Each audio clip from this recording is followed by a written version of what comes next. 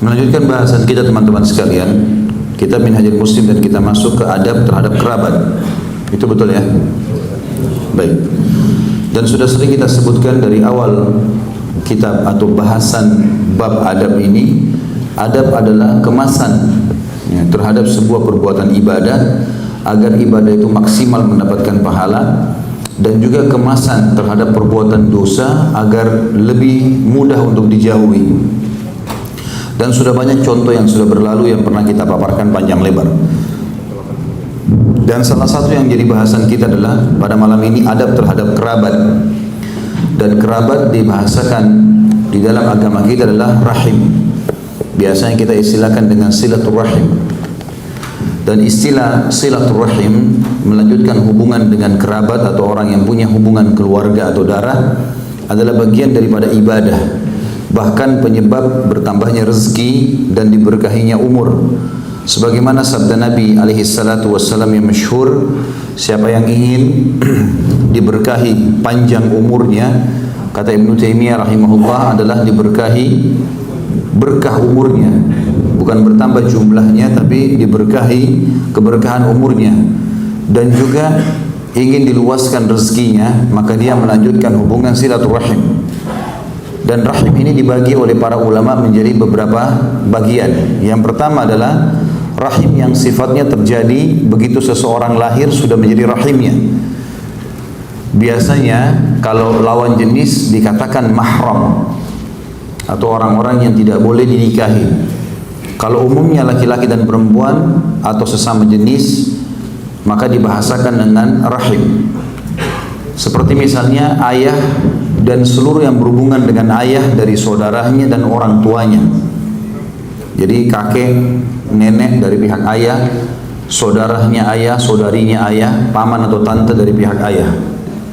Begitu pula dengan ibu, semua yang berhubungan dengan jalur atasnya ibu, ayah dan ibunya ibu kita, dan juga saudara dan saudarinya.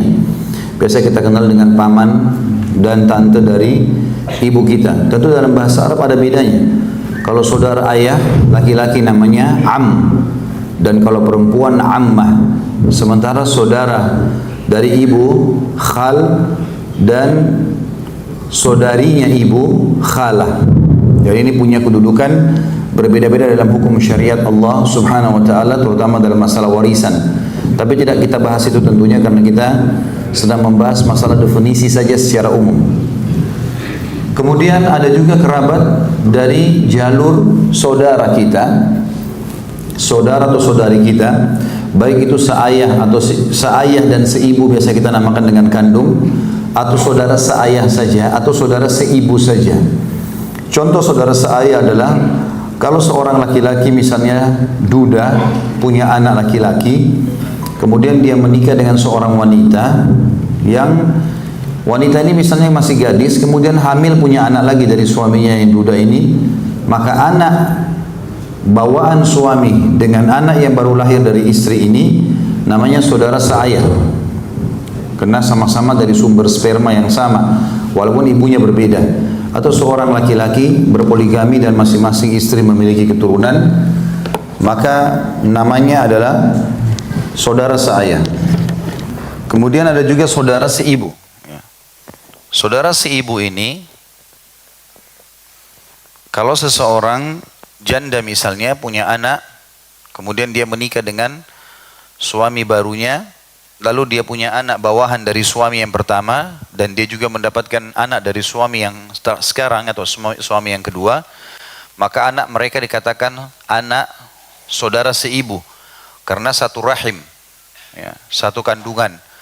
Ini semua adalah kerabat yang otomatis kita dapatkan dari jalur orang tua kita langsung atau jalur saudara-saudara kita. Kemudian masuk dalam masalah ini adalah keturunan langsung seperti anak dan cucu.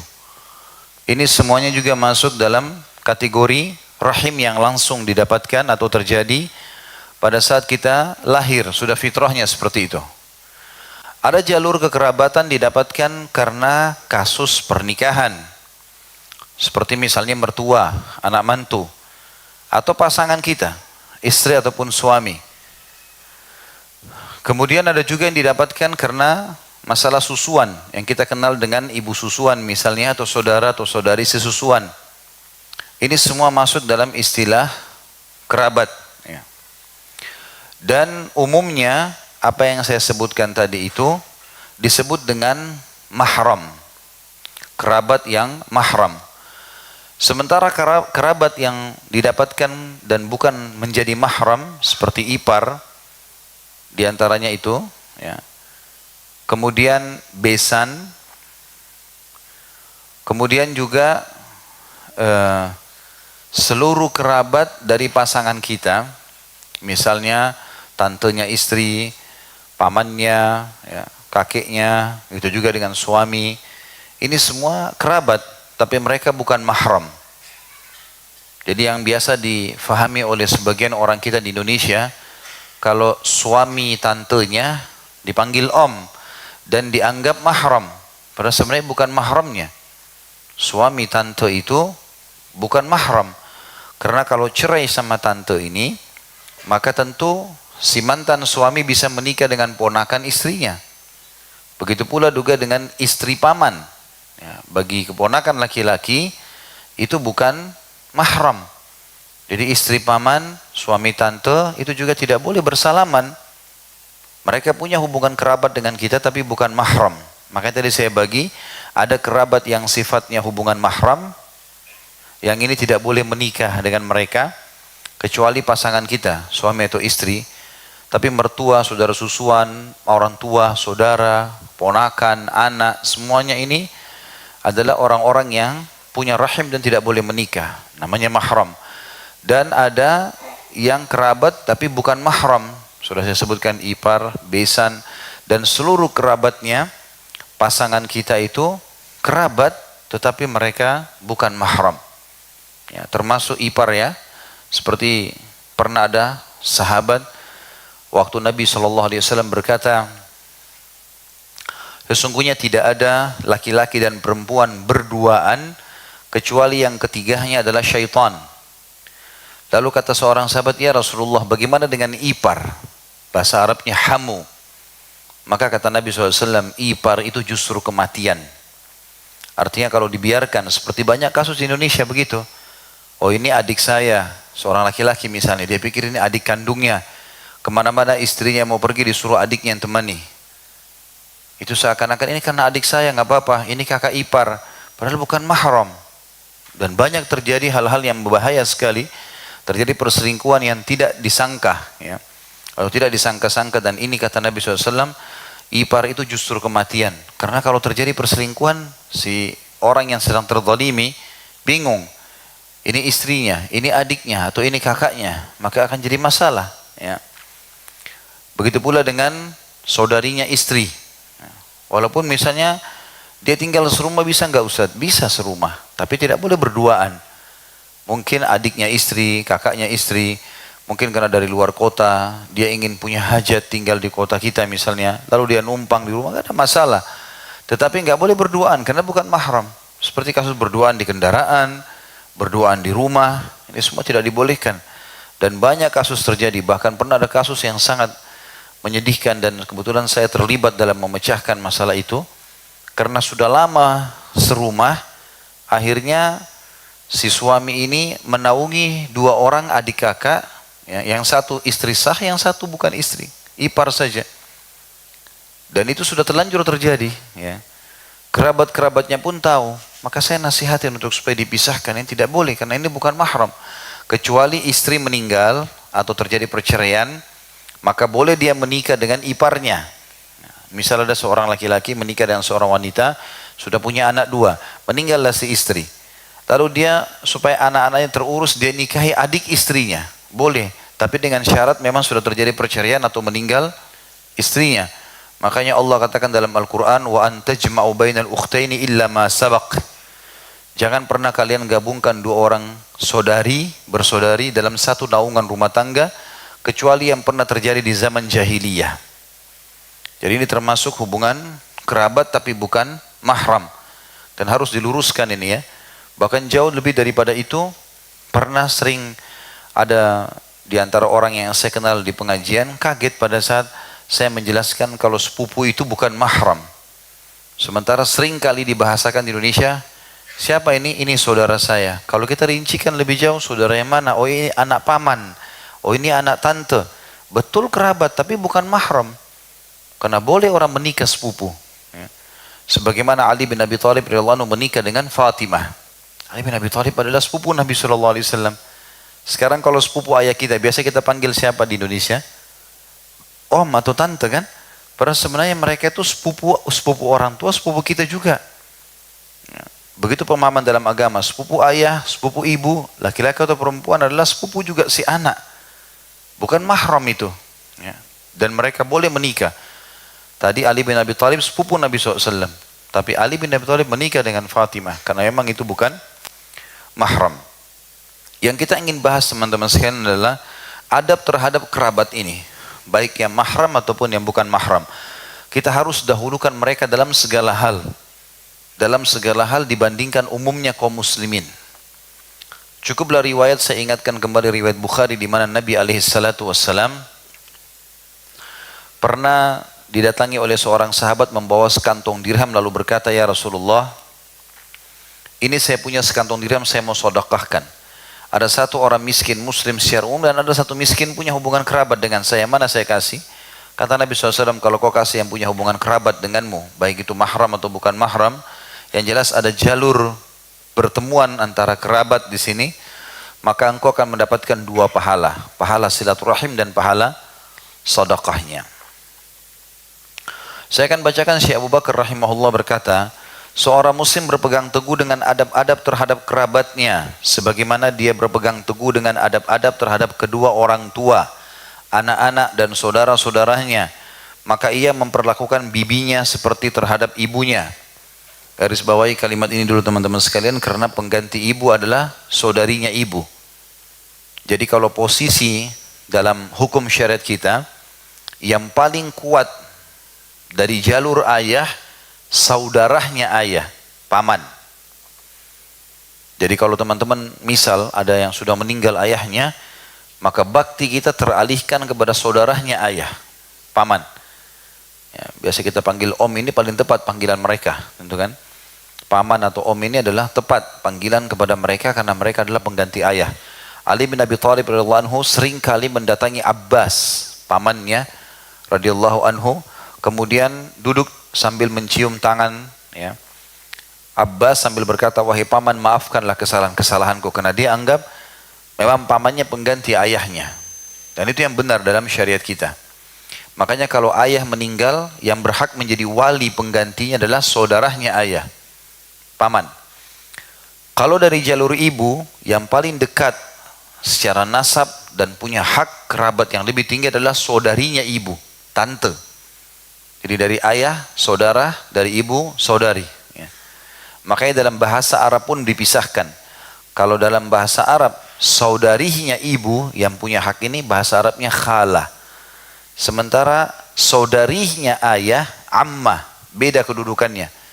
Tante dari ibu lebih berhak untuk dihubungkan rahimnya dibandingkan tante dari ayah. Walaupun dua-dua punya hubungan kerabat. Nabi SAW mengatakan al-khalatu bimanzilatil saudarinya ibu adalah kedudukannya seperti ibu kandung. Memperlakukan pamannya seperti terhadap ayahnya. Jadi jalur ayah adalah paman. Jika ia bersikap terhadap paman dan bibinya seperti perlakuannya terhadap ibu dan ayahnya dalam semua tindak tanduknya berupa ketaatan, jadi ia bersikap terhadap paman dan bibinya seperti perlakuannya terhadap ibu dan ayahnya dalam semua tindak tanduknya berupa ketaatan dan bakti serta berbuat baik terhadap kedua orang tua. Semua yang tercakup dalam lingkaran satu rahim, baik mukmin maupun kafir, semuanya ia pandang termasuk orang-orang yang mempunyai hubungan rahim atau kekerabatan yang wajib terus disambung hubungannya, berbakti dan berbuat baik kepada mereka. Sampai sini paragraf saya jelaskan. Jadi siapapun statusnya, apapun statusnya mereka, muslim atau kafir, tetap harus rahim. Sudah pernah kita jelaskan pada saat memaparkan panjang lebar masalah adab dalam berkedua orang tua. Kalaupun mereka kafir harus dibakti, harus dilanjutkan silaturahim, harus dipenuhi kebutuhannya, yang tidak boleh hanya mendukung ibadah mereka saja. Begitu pula kerabat kita, saudara, paman, tante, semuanya, walaupun mereka semua non-muslim, tetap kita rahim. Lanjutkan silaturahim dengan mereka, kunjungi, jenguk, bantu kalau susah, nasihatin, tapi yang penting tidak boleh mendukung ibadahnya. Ia memperlakukan mereka, muslim atau kafir, dengan adab dan hak yang sama seperti terhadap anak dan kedua orang tuanya. Jadi walaupun orang tuanya kafir tetap dia bakti. Sehingga ia menghormati yang lebih tua, menyayangi yang lebih muda, menjenguk yang sakit, menolong yang sedang kesulitan dan yang tertimpa musibah.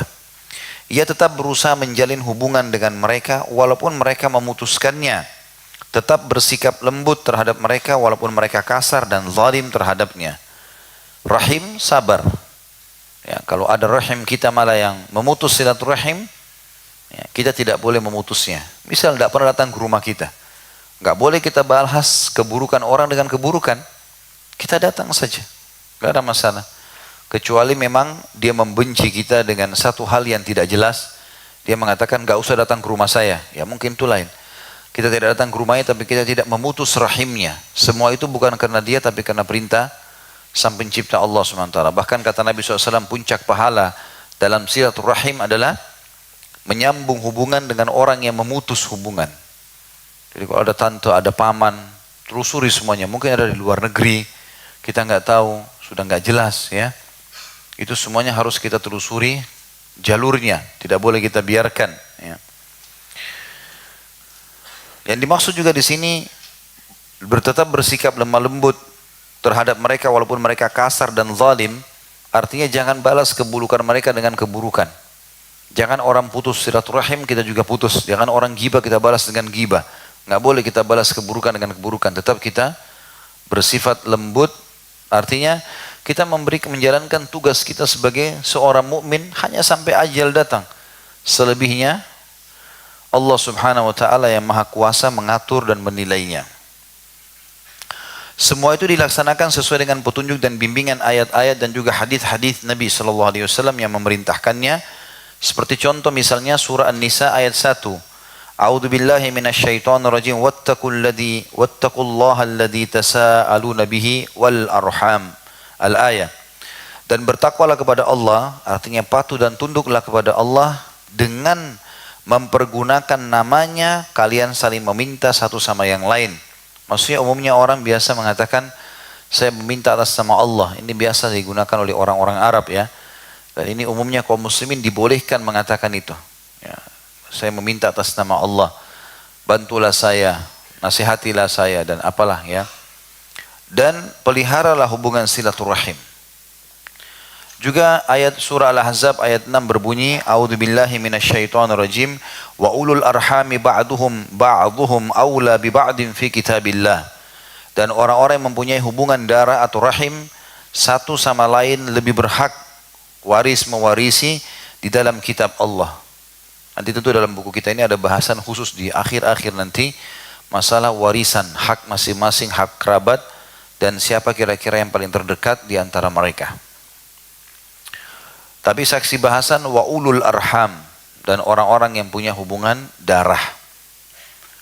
Juga dalam surah Muhammad ayat 22 Allah berfirman, A'udzubillahi minasyaitonirrajim fahal asaitum in tawallaitum an tufsidu fil ardi wa tuqatti'u arhamakum. Maka apakah kiranya jika kalian berkuasa, kalian di muka bumi maksudnya punya kekuasaan kerajaan, kalian akan membuat kerusakan di muka bumi dan memutus hubungan kekeluargaan. Saksi bahasan adalah wa tuqatti'u arhamakum. Banyak orang subhanallah begitu sudah kaya ya. Jadi bahasan wa tuqatti'u arhamakum, banyak orang teman-teman sekalian begitu sudah kaya, sudah pintar, sudah punya jabatan, tidak mau lihat lagi kerabatnya. Bahkan kadang-kadang ada orang yang lebih parah, orang tuanya sendiri dia tidak mau tahu. Sementara dalam hukum syar'i, walaupun orang itu memutus kita nggak boleh memutusnya. Contoh kasus, saya pernah jelaskan di pasal khusus adab kepada orang tua. Kalau seseorang di antara kita misalnya menemukan kisah hidupnya, dia tidak pernah tahu siapa ayahnya, siapa ibunya, karena dua-duanya dulu jauh dari agama. ayahnya dulu meninggalkannya, ibunya juga menelantarkannya, sampai akhirnya dia dibesarkan oleh tetangga atau mungkin kerabat yang lain. Setelah besar baru kita disampaikan. Dan setelah besar barulah ayah dan ibu kita mencari kita. Maka tidak boleh kita dendam di sini. Mengatakan dulu saya tidak diurus oleh mereka. Nggak ada hubungannya. Mereka berdosa sama Allah dengan itu. Tapi kita tidak boleh juga berdosa dengan durhaka pada mereka. Karena tidak gugur hak mereka itu. Tidak gugur. Ya, karena ini sering digambarkan dalam cerita-cerita. Dan seakan-akan itulah yang harus dilakukan oleh seorang anak yang orang tuanya tidak mengurusnya. Maka tidak perlu dianggap sebagai orang tua. Nggak boleh ini. Berarti orang tuanya berdosa, dia juga berdosa. Orang tuanya dapat dosa karena menelantarkan apa yang harus dia urus. Sebagaimana sabda Nabi SAW dalam hadis Hasan Sahih riwayat Tirmidzi, kafa lil mar'i ithman an yudayyi'ah may yakutu. Cukup berat hukuman dan dosa yang dipikul oleh orang-orang yang sengaja melalaikan apa yang harus dia nafkahi. Maksudnya si ayah dan si ibu di sini meninggalkan anaknya, ya. Terutama si ayah. Maka tidak boleh kita membalas kesalahan orang tua dengan kesalahan kita. Sama umumnya kerabat ya, ada orang kerabat tidak mau tahu, tetap aja kita biasa. Ya, tetap aja kita biasa berjalan karena perintah Allah kepada kita masalah itu. Jadi tidak boleh teman-teman begitu kita punya kedudukan, jabatan, pendidikan, titel dan seterusnya lalu kita putus silaturahim. Kemudian dalam surah Ar-Rum ayat 38 juga Allah berfirman, A'udzubillahi minasyaitonirrajim, fa'ati dzal qurba haqqahu wal miskina wa ibnas sabil, dzalika khairun lil ladzina yuriduna wajhallah wa ulaika humul muflihun. Maka berikanlah pada kerabat yang terdekat haknya. Demikian pula kepada para fakir miskin dan orang-orang yang dalam perjalanan. Itulah lebih baik bagi orang-orang yang mencari keridhaan Allah dan merekalah orang-orang yang beruntung. Di sini dikatakan ada 3 perintah dalam ayat surah Rum ayat 38. Berikanlah pada kerabat yang terdekat haknya. Kata para ulama tafsir, haknya adalah ziarahi, jenguk kalau sakit, nasihatin kalau salah. Kalau ada sumbangan yang kita mau berikan, mereka lebih berhak untuk kita bantu. Sebagaimana sudah kita jelaskan riwayat tadi, dia mendapatkan double pahala pada saat dia bersedekah dengan kerabatnya. Dan juga termasuk menelusuri jalur nasab. Nah, ini mungkin yang masih kurang kita di Indonesia teman-teman sekalian. Kita tidak mau tahu, ya, bahkan tidak menganggap penting untuk mengetahui siapa saudara kakek kita, berapa orang bersaudara, siapa nenek kita, berapa orang bersaudara, menikah sama siapa. Mungkin saja kita satu nenek, nggak tahu, ketemu di satu tempat ternyata dia adalah kerabat kita. Ya, saya kemarin waktu masih berada di Amerika, ketemu dengan seseorang, ternyata ibu dia itu sepupu sama ibu saya, ya, dan sangat jauh dari di sana. Saya bingung, dia datang, terus dia tanya sama saya, ada hubungan kerabat nggak dengan orang-orang di Surabaya? Saya bilang ada. Terus disebutin nama-nama, itu nama ibu saya, nama tante saya. Saya bilang itu ibu saya, itu tante saya. Kemudian dia bilang itu adalah sepupu ibu saya. Dan ini baru ketemu sekarang kita. Nah, dia sempat bahasakan itu. Ada juga ibunya sepupu dengan ayah saya, ketemu juga di tempat yang sangat jauh gitu. Ya, alhamdulillah ala kulli hal, ini rahim yang mestinya kita tidak boleh putus itu, ya, tidak boleh kita putus. Ada pernah beberapa ikhwah di pengajian, kalau saya tanya telusuri jalur nasabnya, nggak usah jauh-jauh, nggak usah kita bicara ayah kakeknya atau ibu kakeknya, kakeknya saja tidak tahu namanya. Gitu. Apalagi kalau kita tanya berapa saudara kakeknya, berapa saudara neneknya, nikah sama siapa, anaknya berapa saja, ini harusnya memang begitu sabda Nabi SAW, telusuri jalur nasab kalian. Artinya cari tahu siapa mereka. Jangan sampai kita ketemu ternyata sepupu, gitu kan? Tapi kita tidak tahu, akhirnya kita anggap umumnya muslimin, padahal sebenarnya dia punya hak syar'i. Ini makna daripada berikanlah pada kerabat yang terdekat haknya. Hak menziarahi, hak menjenguk kalau sakit, hak membantu kalau susah, hak meluruskan dan menasihatin kalau butuh nasihat, hak juga menelusuri jalurnya, ya, jalur nasab itu. Kemudian yang kedua diingatkan dalam ayat ini, tentu bukan hubungannya sama bahasan kita, tapi peringatan dalam ayat, demikian pula pada fakir miskin. Fakir dan miskin ini didahulukan tentunya, ya. Ini terjemahan bahasa Indonesia. Kalau di sini disebutkan, perhatikan ayatnya, wa ati dzal qurba haqqahu wal miskin. Ya, jadi sebenarnya terjemahnya dan orang-orang miskin. Dan sudah pernah kita jelaskan teman-teman, ada bedanya antara fakir dan miskin di dalam syariat kita, ya. Fakir adalah orang yang tidak tahu mau makan apa hari ini apalagi besok. Bahkan mungkin tidak punya sendal, tidak punya baju ganti. Kalau miskin adalah orang yang punya pendapatan tapi pas-pasan atau kurang. Makanya penerima zakat yang 8 golongan, dua golongan pertama adalah ya, fakir dan miskin, beda. Jadi termasuk pegawai yang punya gaji tapi pas-pasan. Misal dia bekerja, dia cuma dapat 1 juta rupiah. Kebetulan rumahnya 1,5 juta. Ini orang miskin sebenarnya dalam agama. Dan ini bukan aib sebenarnya ya. Bukan aib, tapi status ini dalam syariat ada. Ya. Itu yang dimaksud di sini sebenarnya adalah dan orang-orang miskin. Kata para ulama, kalau orang miskin saja yang punya pendapatan tapi pas-pasan harus diperhatikan, bagaimana dengan orang yang fakir? Tidak punya pendapatan sama sekali, dia tidak tahu mau makan apa. Saya sarankan teman-teman sekalian, setiap kali lewat di jalan, apalagi yang ikuti pengajian kita di sini, jangan pernah biarkan ada orang di pinggir jalan yang kita lihat bajunya kotor, mengangkat keranjang, kumpul-kumpulin botol bekas. Kecuali antum mampir, berikan sesuatu. Berikan makanan, berikan minuman, berikan uang. Karena dengan mereka lah sebenarnya kita dikasih rezeki teman-teman. Kata Nabi SAW, innama turzakuna li fukaraikum. Kalian diberikan kekayaan dan rezeki justru karena orang-orang fakir di antara kalian. Perhatikan Nabi SAW gunakan lafaz fakir. Artinya orang yang tidak tahu mau makan apa hari itu. Berapa banyak orang yang kita lewatin setiap hari kita kalau ke kantor atau kita keluar ke tempat kerja atau kita keluar ke sekolah, kita keluar ke kampus, kita temukan orang seperti ini. Saya tidak pernah subhanallah lewat setiap hari dari pengajian ke pengajian naik motor atau naik mobil kecuali saya temukan pasti banyak ini di pinggir jalan. Tapi orang tidak peduli. Enggak ada yang mampir kasih makanan, enggak ada yang mampir kasih duit. Bahkan kadang-kadang kita mampir kasih duit mungkin 10.000 saja, dia berharap bisa mencium tangan kita karena luar biasa dia menganggap itu pengorbanan. Padahal kita harus sadar dengan kasih dia, kita sudah menjalankan perintah Allah. Yang kedua itu penyebab kita kaya sebenarnya, investasi paling menguntungkan itu. Jadi bukan perusahaan di Sudirman atau di Tamrin yang menguntungkan itu. Itu orang-orang miskin. Itu perusahaan paling menguntungkan. Pesan yang ketiga adalah dan orang yang dalam perjalanan. Jadi menghormati dan memberikan makanan, tempat tinggal kepada orang yang musafir itu besar sekali pahalanya. Besar sekali, baik ada hubungan kerabat atau tidak. Ya. Ada teman kita telepon, kita lagi di Jakarta, datang dari Jogja, datang dari Surabaya. Saya mau datang nih, oh ya silahkan. Sambut mereka di rumah teman-teman sekalian. Atau siapkan mereka tempat yang layak. Ya, itu pahala besar. Siapkan transportasi, khidmah dengan mereka.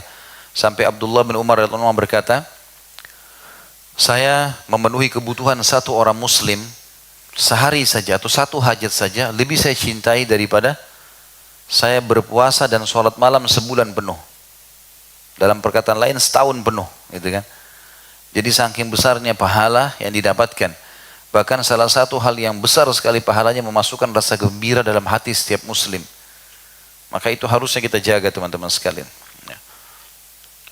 Itu lebih baik kata Allah bagi orang-orang yang mencari keridhaan Allah. Dan makna ridho adalah kalau seseorang punya hajat, misal dia butuh bantuan atau dia apalah ya. Misal dia butuh duit 1 juta rupiah. Saya punya hajat, saya harus bayar gini-gini, tolong bantu saya 1 juta pinjamin misal. Kalau kita kasih dia di bawah 1 juta atau kita kasih 1 juta, itu kita belum membuat dia ridho sebenarnya. Karena kadang-kadang kalau kita kasih kurang dari permintaannya atau pas, dia mungkin masih punya hajat yang lain. Membuat dia ridho, misalnya kita mengatakan ini 1 juta dari saya, silakan selesaikan hajat kamu, ini 1 juta lagi saya kasih. Supaya bisa dijadikan modal atau apa saja. Itu pasti membuat dia ridho. Itu keridhoan maksudnya. Makna ini seperti misalnya wanita manapun yang meninggal dunia dan suaminya ridho, merasa kehilangan karena selama ini yang diberikan lebih daripada kapasitas kebutuhan, gitu kan? Maka dia akan masuk ke dalam surga dari 8 pintu dia boleh pilih. Itu makna. Untuk memahami kalimat ridho tadi saya sudah kasih contoh. Di sini dikatakan itu lebih baik bagi orang-orang yang mencari keridhaan Allah. Jadi supaya Allah subhanahu wa ta'ala ridho dengan mereka, Allah subhanahu wa ta'ala akan memberikan yang terbaik, maka dia harus lakukan. Dan sederhana sekali. 3 hal tadi yang kita lakukan. Menjaga hubungan kerabat terdekat, kemudian membantu orang-orang miskin, dan juga membantu orang yang dalam perjalanan. Dan mereka lah orang-orang yang beruntung. Makna beruntung adalah di dunia Allah SWT selalu membuat mereka senang, dan juga di akhirat demikian keadaannya. Saksi bahasan kita potongan awal ayat, fa'ati dzal qurba haqqahu, dan berikanlah para kaum kerabat haknya. Kemudian surah An-Nahl ayat 90 juga berbunyi, A'udzubillahi minasyaitonirrajim, innallaha ya'muru bil adli wal ihsani wa ita'i dzil qurba. Sesungguhnya Allah menyuruh kalian berlaku adil dan berbuat kebajikan serta memberi kepada kaum kerabat. Perhatikan kalimat yang sangat jelas adalah memberi kepada kaum kerabat. Ada seorang sahabat dulu punya kebun kurma yang bagus sekali, pas di depan masjid Nabi SAW. Ya. Bayruha ini sebuah perkebunan yang indah sekali, paling indah di Madinah. Datang pemiliknya kepada Nabi SAW mengatakan, waktu turun firman Allah Subhanahu Wa Taala, A'udzubillahi minasyaitonirrajim, lan tanalul birra hatta tunfiqu mimma tuhibbun. Kalian tidak akan merasakan kenikmatannya pahala itu, kenikmatannya ibadah sampai kalian menginfakkan apa yang paling kalian cintai. Maka orang ini mengatakan, ya Rasulullah, ini Bayruha ini, kebun kurma ini adalah harta yang paling saya sukai. Saya sedekahkan aja untuk Allah. Silakan, Anda mau kasih kepada siapa? Maka kata Nabi SAW, aku melihat engkau memberikan kepada kaum kerabatmu. Maka dia pun akhirnya membagi-bagi kepada kaum kerabatnya. Dan Nabi SAW mengatakan, sungguh harta ini sesuatu yang membawa keberuntungan untukmu. Kemudian selanjutnya, tentu kita memberi di sini teman-teman, miskin atau tidak miskin ya. Kalau kaum kerabat, atau kita memberi secara umum, tentu kalau miskin atau tidak miskin boleh. Boleh kita memberikan saudara kita yang sudah kaya pun, kita berikan hadiah baju misalnya, atau kita berikan makanan, itu boleh saja. Tapi orang miskin lebih besar pahalanya karena dia punya hajat. Selanjutnya surah An-Nisa ayat 36. A'udzubillahi minasyaitonirrajim. Wa'budullaha wa la tusyriku bihi syai'a wa bil walidaini ihsanan wa bidzil qurba. Ini saksi bahasan. Wal yatama wal masakini wal jari dzil qurba wal jari dzil junubi was sahibi bil jambi wa ibnis sabili wa ma malakat aymanukum. Al-ayah. Sembahlah Allah, makna sembah, tunduk, patuh, cinta, ya.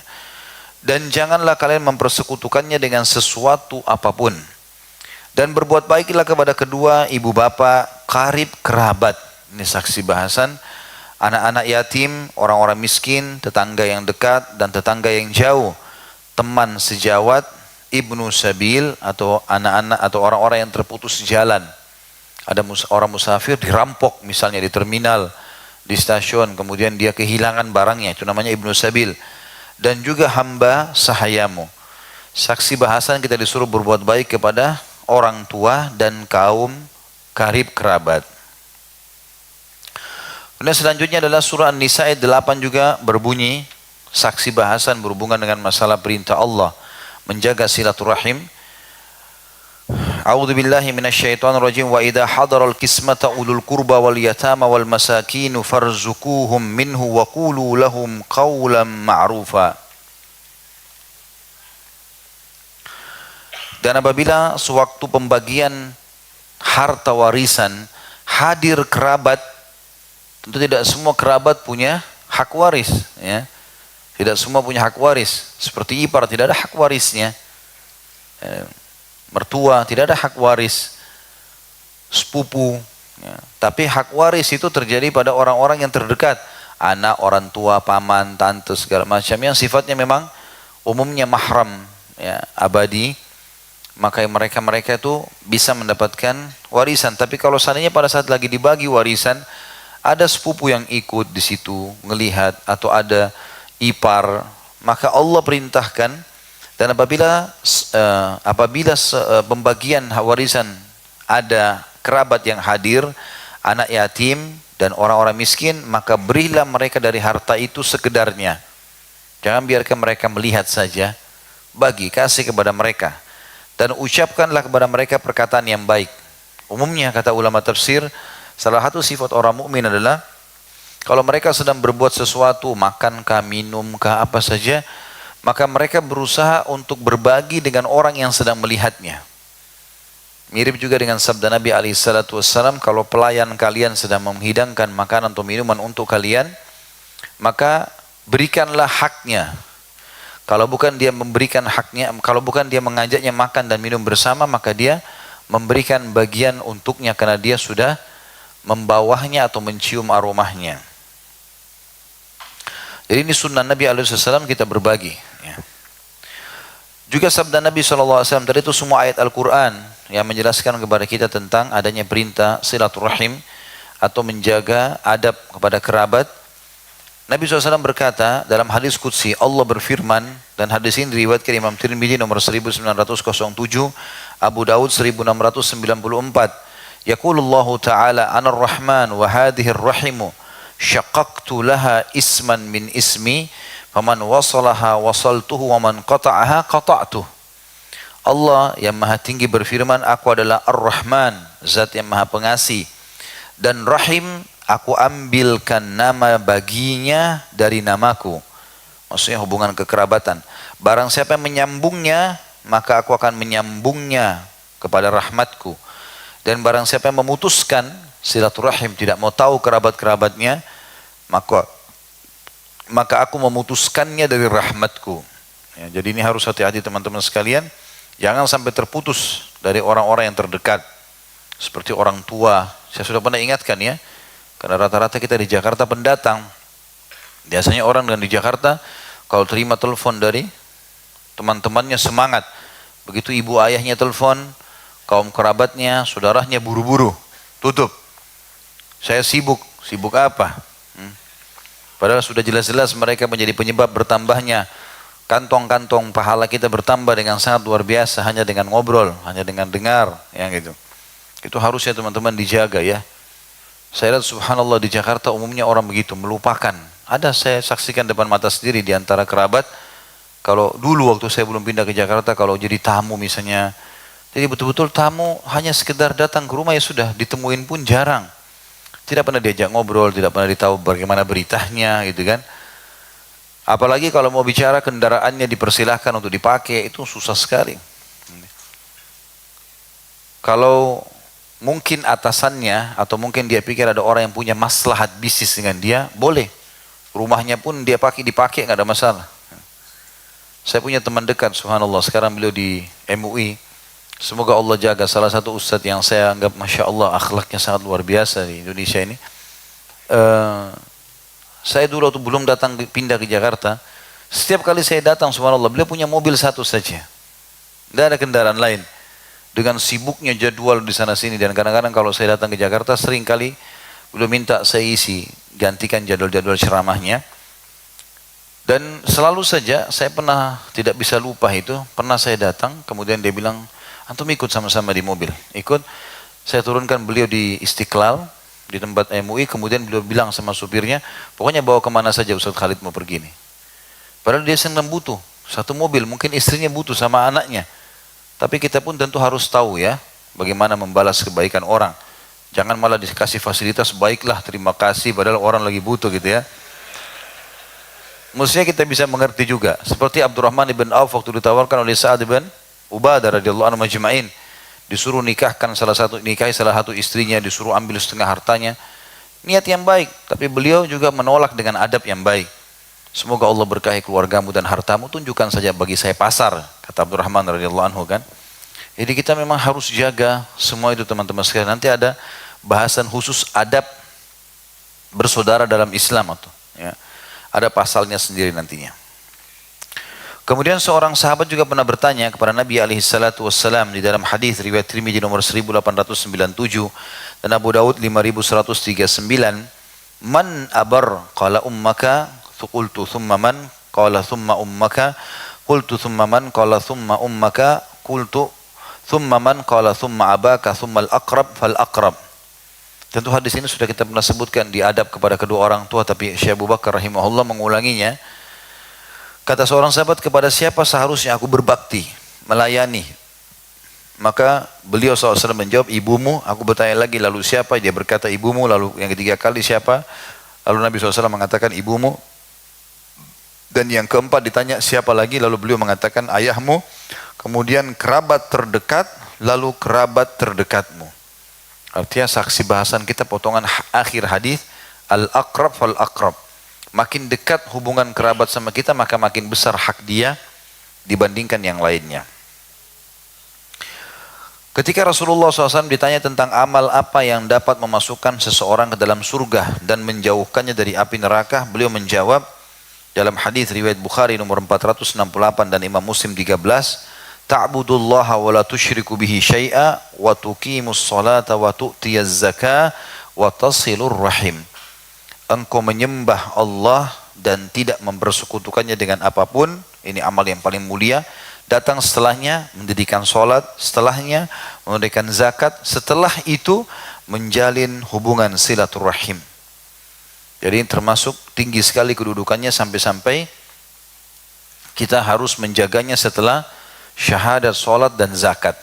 Nah, jadi harusnya begitu. Saya sudah pernah bilang teman-teman, orang tua telepon, kirim berita, kirim hadiah, kerabat, saudara, saudari, tanya kabar mereka, bantu semampu kita. Itu sudah cukup untuk membukakan pintu-pintu rezeki dan juga berkah dalam hidup kita. Kalau tentang saudarinya ibu atau khalah, yang tadi saya bilang dia pengganti ibu, adalah hadisnya ini. Sebagaimana hadis riwayat Bukhari Muslim, dan ini lafadznya Imam Bukhari nomor 2700, innaha bimanzilatil Pada saat beliau ditanya tentang kedudukan saudarinya ibu, maka kata Nabi SAW, dia adalah seperti kedudukannya ibu kandung. Dalam hadis yang lain juga, hadis ini diriwayatkan Nasa'i nomor 2582, Ibnu Majah nomor 1844 dan Tirmidzi 658, dan beliau menghasankannya. Nabi SAW bersabda, as-sadaqatu 'alal miskini sadaqatun wa 'ala dzir rahimi sadaqatun wasilah. Bersedekah kepada orang miskin adalah sedekah, sedang orang yang memiliki hubungan rahim adalah sedekah, ya. Dan menyambung hubungan rahim. Sedekah kita keluarkan untuk siapa saja, tidak ada hubungan kerabat pun, umumnya dapat pahala sedekah. Tapi kalau punya hubungan rahim, kita dapat 2 pahala, sedekahnya dan juga menyambung rahimnya. Termasuk di sini teman-teman, menyambung rahim itu, kalau misalnya orang tua kita sudah meninggal, bagaimana caranya saya berbakti? Pernah kita jelaskan itu hal ya. Jadi kita mendoakan mereka, kita bersedekah buat mereka, haji dan umrah buat mereka, kita tidak boleh putus itu, ya. Termasuk mendoakan ini, ya. Mendoakan kepada orang-orang yang terbaik. Tapi jangan juga kita berdoa teman-teman sekalian lalu membahayakan diri kita, ya. Ya, seperti kasus ini untuk difahami saja. Jadi kalau kita doakan, misal kerabat kita lagi sakit, orang tua lagi sakit, anak lagi sakit, kita doakan supaya Allah angkat penyakitnya. Jangan sampai kita mengucapkan, ya Allah, pindahkan saja penyakitnya ke saya. Misal, kan ada orang begitu ya. Atau ada orang yang meninggal dari kerabatnya, dia mengatakan, ya Allah, kenapa dia meninggal, kenapa bukan saya? Ini semua kalimat-kalimat tidak boleh teman-teman sekalian. Dalilnya adalah hadis sahih, pernah ada seorang sahabat sakit keras dan sakitnya agak unik. Seluruh kujur tubuhnya kaku, tangan dan kakinya terlipat, betul-betul luar biasa, demam yang sangat tinggi, tidak normal, tidak semua orang melihat itu, ada penyakit seperti ini. Nabi SAW waktu dengar mendatangi rumahnya, tapi orang ini masih bisa ngomong. Waktu Nabi SAW melihat, Nabi mengatakan, subhanallah, maha suci Allah. Yang ditanya oleh Nabi, apa kau pernah berdoa sesuatu kepada Allah? Apa yang dibilang orang itu? Iya, saya pernah minta, ya Allah, kalau seandainya ada hukumanku nanti di akhirat, maka majukanlah di dunia. Kata Nabi SAW, kenapa kau minta sesuatu yang kau tidak mampu? Untuk apa? Mestinya mohon ampunan dari Allah, bukan minta supaya hukuman itu dimajukan di dunia. Apalagi hukuman akhirat. Ini terjadi, nggak gampang, gitu kan? Maka kata Nabi SAW, bacalah Rabbana atina fid dunya hasanah wa fil akhirati hasanah wa qina adzabannar. Jangan minta azabmu dimajukan, minta supaya dikasih kebaikan. Contoh yang lain teman-teman, Yusuf alaihissalam. Siapa yang tidak kenal Nabi Yusuf? Nabi yang mulia sampai saking tingginya kedudukannya di sisi Allah. Dia masuk dari 25 Nabi dan Rasul yang harus kita kenang namanya, dan dikhususkan nama surah Yusuf dalam Al-Quran, surah nomor 12. Jelas, dan Allah mengatakan, nahnu naqussu alaika ahsanal qasas. Kata Allah kepada Nabi SAW, Kami kisahkan kepadamu kisah yang paling baik dan menarik, hai Muhammad. Kisah Nabi Yusuf alaihissalam. Orang yang sangat tampan, orang yang sangat luar biasa. Semua orang tahu bagaimana dia selamat dari fitnah wanita, gitu kan. Jadi saking tampannya sampai istri raja pun mau berzina dengannya, gitu kan. Pada saat tersebar berita di satu Madinah, maksudnya satu kota, Kairo pada saat itu, istri raja mau berzina dengan anak angkatnya, maka dia pun mau memperbaiki namanya si ratu ini. Dia pun memanggil seluruh wanita, dikasih pisau sama apel, di satu ruangan yang besar. Begitu sudah dihidangkan, pisaunya sangat tajam. Dalam Al-Quran sudah diceritakan. Lalu mereka dipersilakan, silakan. Mereka sambil pegang apel, sambil pegang pisau. Lalu Yusuf alaihissalam disuruh lewat di depan mereka. Begitu lewat, saking tampannya, sampai-sampai perempuan ini semuanya tidak terkecuali tidak sadar. Mereka tidak bisa bedakan mana tangan, mana apel. Ya. Sehingga tangannya yang diiris, gitu kan, berdarah semuanya. Tapi saking tampannya Yusuf sampai seperti itu. Ya. Allahu alam kalau kita yang lewat, ya. Mungkin malah pisaunya bisa dilempar, ya. Tapi ini luar biasa, tangannya bisa terputus, bisa berdarah. Dan mereka sadar setelah Yusuf berdiri di sebelahnya si ratu, karena ini perintah ratu, dia harus ikut. Lalu kata mereka, Allah ceritakan, ya, mereka perempuan ini memotong tangan-tangan mereka sambil mengatakan, ini luar biasa, malaikat, bukan manusia gitu. Apa kata ratunya? Itulah yang menyebabkan saya mau berzina dengan dia. Kalian sudah tahu nih, coba ini sebabnya. Kalian baru lihat sekejap saja sudah potong tangan. Saya tiap hari lihat manusia ini. Maka apa kata ratu pada saat itu? Kalau dia tidak mau melakukan apa yang saya minta, berzina dengan saya, maka saya akan penjarakan dia. Apa jawaban Yusuf alaihissalam? Dalam Al-Quran dikatakan itu, Rabbi sijnu ahabbu ilayya mimma yad'unani ilaih. Ya Allah, penjara lebih aku suka daripada apa yang mereka panggilkan ini. Maka dipenjaralah Yusuf alaihissalam, kena nolak berzina kan. Dalam salah satu athar disebutkan Yusuf alaihissalam dipenjara lama, sekian tahun gitu. Lalu Jibril datang dan kata Yusuf alaihissalam, kenapa saya dibiarkan sama Allah lama-lama di penjara nih? Kata Jibril alaihissalam, karena kau minta penjara sama Allah. Kau yang minta penjara. Kalau kau minta afiyah, afiyah itu keselamatan, Allah kasih kau keselamatan. Bayangkan hati-hati dalam mengucapkan doa teman-teman. Jangan sembarangan. Ini Nabi Allah pun begitu. Padahal dia niatnya baik ya, supaya selamat dari godaan perempuan ini, masuk penjara nggak apa-apa. Tapi sebenarnya kita bisa minta yang lebih baik. Sampai kata Nabi SAW, kalau kalian pun sudah merasakan sakit yang parah, gitu kan? Kata Nabi SAW, jangan kalian mengucapkan, ya Allah matikanlah saya. Walaupun sudah parah keadaannya. Ada orang sebenarnya belum parah, cuma putus cinta saja, cuma bangkrut, sudah mau bunuh diri. Ini super goblok. Masih bisa pindah ke orang lain kok. Tapi seperti itu subhanallah. Kata Nabi SAW, kalau orang sudah parah, kalau kalian sudah parah, jangan berharap kematian. Kalaupun darurat, bilang, ya Allah, hidupkanlah aku kalau kehidupan lebih baik, matikan. Atau kalau matikan lebih baik, kalau kematian lebih baik. Jadi biar Allah yang pilihkan. Gitu ya. Juga dalam jihad, kata Nabi SAW apa? Jangan kalian berharap bertemu musuh. Walaupun jihad pahalanya besar. Kita dengan keluar dapat pahala sudah gitu kan. Tapi kata Nabi SAW, jangan kalian berharap ketemu musuh. Tapi kalau kalian ketemu, kokohkanlah telapak kaki kalian. Gitu kan. Jadi memang untuk jatuh kepada hal yang berat bagi kita itu dilarang dalam agama. Tapi kalau sedang terjadi kita sabar. Gitu kan.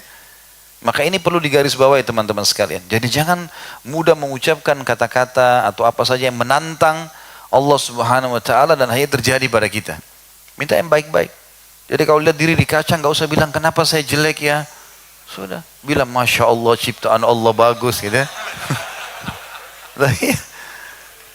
Walaupun antum merasa jelek, Allah sudah ciptakan, alisnya sudah tetap dibuat, matanya susah buat seperti manusia, bisa ada yang buat.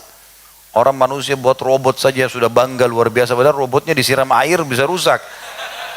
Ini manusia disiram air malah segar. Jadi mesti jangan sampai kita mengucapkan kalimat-kalimat yang tidak baik. Termasuk kepada kerabat kita. Misal ada seseorang menemukan ibunya tidak pernah urus dia atau ayahnya kemudian meninggal orang tua itu. Dan kita bilang, ya Allah balaslah dia.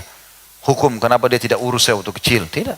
Tetap Rabbi ghifirli wali walidayya warhamhuma. Tetap kita, kama rabbayani shaghira. Makna kama rabbayani shaghira, sebagaimana mereka mengurus saya dari kecil. Kata para ulama, walaupun dia tidak diurus setelah melahirkan, ya, cukuplah dia diurus pada saat di perut. Udah cukup. Apalagi kalau sudah lahir diurus sama orang tuanya, lebih besar hak baktinya orang tuanya. Ketika Asma binti Abi Bakar As-Siddiq radhiyallahu anha bertanya kepada Rasulullah SAW tentang boleh tidaknya menyambung hubungan silaturahim dengan ibunya yang masih musyrikah, yang saat itu datang dari Mekah, maka beliau menjawab, "Na'am, sili ummuki atau ummaki." Ya, sambunglah tali silaturahim dengan ibumu. Jadi Asma binti Abi Bakar adalah anak Abu Bakar dan ibunya tidak masuk Islam. Tetap dalam keadaan kafir, maka diceraikan oleh Abu Bakar. Tapi pada saat itu dia tahu anaknya Asma ada di situ. Maka dia pun mengunjungi Madinah untuk bertemu dengan anaknya. Nabi SAW mengatakan silahkan. Tetap lanjut silaturahim dengan ibumu walaupun mereka dalam keadaan kafir. Allahu a'lam. Alhamdulillah. Baik, begitu saya teman-teman sekalian. Semoga apa yang kita bahas hari ini bermanfaat buat kita. Dan juga akan dijadikan oleh Allah sebagai tambahan, ya, amal soleh buat kita dengan pahala yang sempurna. Dan semoga seluruh amal yang pernah kita kerjakan dan juga akan kita kerjakan sampai menjelang ajal nanti diterima dengan kemahamurahannya, juga dengan pahala yang sempurna. Dan semoga seluruh dosa tidak terkecuali yang pernah kita kerjakan, kecil ataupun besar, tersembunyi ataupun terang-terangan, semuanya diganti dengan kemahamurahan Allah menjadi pahala. Dan selalu kita doakan negeri kita tercinta Indonesia ini menjadi negara yang aman, tentram, damai. Seluruh umat Islam di bawah naungan ukhuwah Islamiyah, dan juga diangkat perselisihan di antara mereka, serta semua yang menginginkan keburukan bagi Islam dan kaum muslimin dikembalikan tipu daya mereka kepada diri mereka sendiri. Dan semoga Allah memberikan hidayah semua pemimpin negara ini agar kembali kepada Islam, Al-Quran dan Sunnah, dan mereka bisa menjalankan amanah dengan baik sehingga mereka lepas tanggung jawab pada hari kiamat.